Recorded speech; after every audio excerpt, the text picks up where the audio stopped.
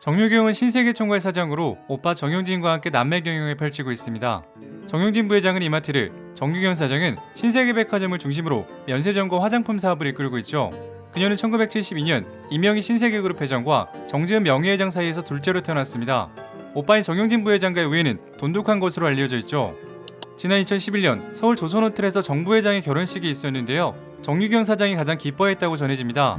정용진과 고현정이 이혼한 이후 두 조카를 정유경이 지극 정성으로 돌봤기 때문이라고 하죠. 오빠가 재혼하기 전까지도 조카들 학교 행사에 어머니를 대신해서 참석하기도 했다 합니다. 정용진 부회장은 2007년 개인 홈페이지에서 여동생이 내 두 아이의 엄마 역할을 해준 것은 어떤 말로도 고마움을 표현할 수 없다. 동생에게 미안해서라도 좋은 분이 생기면 결혼하고 싶다고 밝힌 바 있습니다.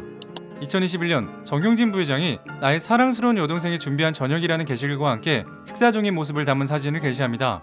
사진 속 정 부회장의 맞은편에 앉은 상대방은 아마 정유경 사장일 것으로 추정됩니다. 남편은 문성우 대표이사로 두 사람은 초등학교 동창 사이라고 하며 슬아에는 두 딸이 있습니다. 그녀는 이화여자 대학교 비주얼 디자인과를 졸업, 이후 미국 로드아일랜드 디자인 학교를 나왔다 하죠. 디자인을 전공하여 패션 사업에 남다른 강점을 가지고 있다는 평을 받고 있습니다. 1996년 조선호텔 마케팅 담당 산무부로 입사하여 본격적인 경영 수업을 받기 시작하는데요. 디자인 전공을 살려 객실의 디자인과 인테리어 고급화에 공을 들였다 하죠. 2015년도에는 신세계백화점 총괄 사장에 올랐습니다. 정유경은 이명희 회장의 옆을 지키며 해외 출장도 동행하는 등 어머니 밑에서 경영 철학을 착실하게 배워왔다 합니다. 이명희 회장은 은둔의 경영자로 유명한데요. 정유경도 비슷한 경영 스타일로 리틀 이명희로 불리기도 하죠. 이에 따라 오빠인 정용진 부회장과 곧잘 비교되곤 합니다. 정 부회장의 SNS 등을 통해 적극적인 대외 활동을 펼쳐낸 것과는 다르게 그녀가 공식 석상에 선 횟수는 무척이나 적다고 합니다. 2016년 입사 이후 20년 만에 처음으로 공식 석상의 모습을 나타내는데요. 신세계백화점 대구점 개점식이었습니다. 그녀는 대구 신세계 매장 인테리어와 업체 선정까지 하나하나 챙기면서 오픈 과정을 지휘한 것으로 유명하죠.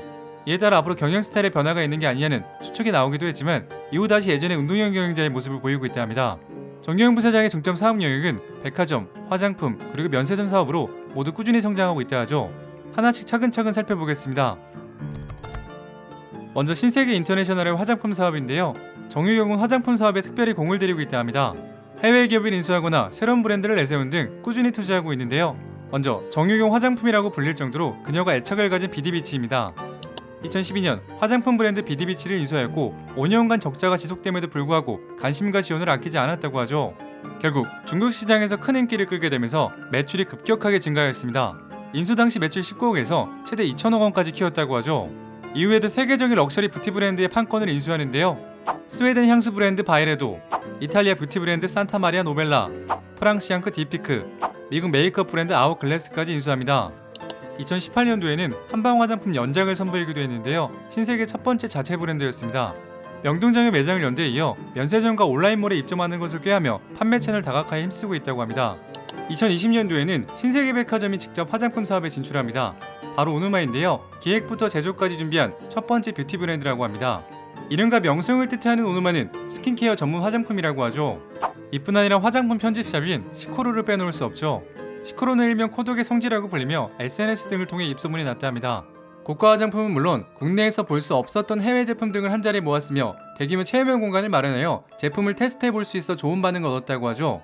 대구점을 시작으로 3년 만에 30개 점포를 돌파하였습니다. 화장품 외에도 이마트의 브랜드인 자연주의를 신세계로 들고 와 자주로 이름을 바꾸고 리뉴얼 작업을 이끌었다고 하죠. 다음은 백화점 부분입니다. 신세계백화점은 고급화 그리고 지역 1번점을 중점 전략으로 추진하고 있죠. 2009년 부산의 국내 최대 규모로 문을 연 센턴시티점은 정 사장의 탁월한 경영 능력을 보여주는 사례라고 하는데요. 해당 지점을 준비하며 중동 두바이, 도쿄, 미국 등 여러 나라의 쇼핑몰을 찾아다니며 벤치마킹을 하고 명품 브랜드의 이점을 직접 이끌어냈다고 합니다. 2014년 신세계백화점 본관의 푸드마켓을 리뉴얼할 때 스타벅스 매장을 빼고 떡방을 입점시키는 파격적인 시도를 선보여 화제가 되었습니다. 결과는 고객의 호평과 매출 증가였죠. 2017년 신세계백화점 강남점은 40년간 부동의 1위 자리를 지켜온 롯데백화점 본점을 앞서게 됩니다. 2019년도에는 매출 2조 원을 넘어서면서 국내 최초 2조 원대 백화점이라는 타이틀을 얻게 되었고 3년 연속 매출 1위를 기록하였습니다. 초대형 점포와 명품 카테고리를 강화한 고급화 전략이 성공 요인으로 꼽고 있죠. 정 사장이 직접 강남점의 증축을 진두지휘하여 서울 최대 면적의 백화점을 재탄생했다고 하는데요. 강남점뿐 아니라 센턴시티점부터 대구점까지 지역 거점마다 초대형 점포를 내세우며 1등 전략을 유지하였습니다. 가장 최근에는 13번째 백화점 대전 신세계 아트앤사이언스가 문을 열었습니다. 신세계백화점 중 세 번째로 큰 규모라고 하는데요. 신세계백화점의 아트 감성과 과학수도 대전의 사이언스가 만나 탄생했다 합니다. 여기에 더해 신기 호텔 오노마를 개관하여 화제가 되기도 했죠. 하지만 2019년 기준 신세계백화점 계열사 중 유일한 적자 기업이 있는데요. 바로 가구회사 까사미야입니다. 2018년 가구회사 까사미야를 인수했지만 매분기 적자를 기록하게 되면서 정유경 사장의 아픈 손가락으로 꼽혀왔습니다. 이는 당시 부동산 경기 침체로 인테리어 및 가구업계 전반이 침체기에 들어섰기 때문이죠. 그러나 코로나19에 따른 인테리어 소비 강세 영향으로 매출이 급격하게 오르게 되어 적자폭은 크게 줄었으나 흑자 전환은 아직 이루지 못했다 합니다. 이를 극복하기 위해 다른 가구업체가 온라인에 몰두하는 동안 오프라인 매장에도 신경을 썼다 하는데요. 오프라인 매장만이 줄 수 있는 체험과 경험에 집중한 것이죠.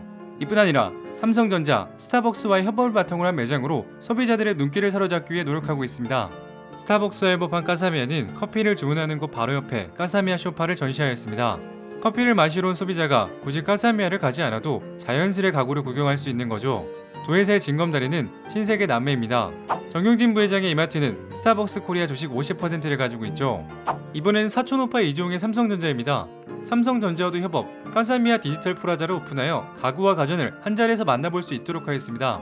관계자에 따르면 삼성전자 제품을 보러 왔다가 가구도 함께 사고 가는 이들이 많다고 전했습니다. 물론 MZ세대를 잡기 위해 온라인 스토어도 운영하고 있다 하죠. 마지막으로 신세계 DF가 운영하는 신세계 면세점인데요. 신세계 면세점은 빠르게 성장하여 롯데 면세점, 신라 면세점과 함께 빅3로 어깨를 나란히 하고 있습니다. 현재 인천공항, 부산, 명동점을 운영하고 있는데요.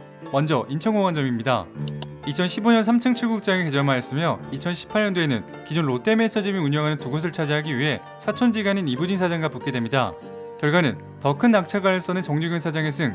이로 인해 업계 점유율은 20%대로 올라 신라 면세점과 비슷한 순위 되어 3강 체제를 공고했다는 평가를 받고 있죠. 다음은 명동점입니다. 2015년 서울시내 면세점 입찰에서는 회원동 신세계백화점 명품관 전체를 면세점으로 활용하겠다는 베팅을 하였지만 고배를 마시게 됩니다. 이부진과 정몽규 회장이 구축한 연합전선에 밀리고 말았던 거죠. 이부진의 호텔 신라는 시내 면세점 경쟁에 뛰어들었지만 독과점 논란과 함께 서울 시내에 마땅한 사업 부지도 없다는 것이 문제였습니다. 이를 극복하기 위해 현대의 면세점 부지와 신라의 운영 노하우 합작을 통해 면세점을 출범시켰고 이것이 바로 용산에 있는 HDC 신라 면세점입니다.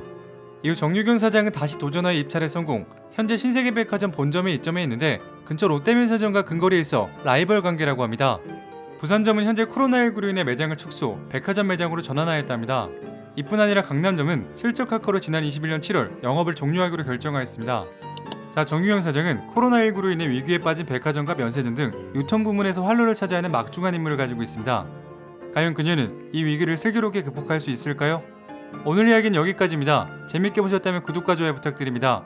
지금까지 역사비디오였습니다.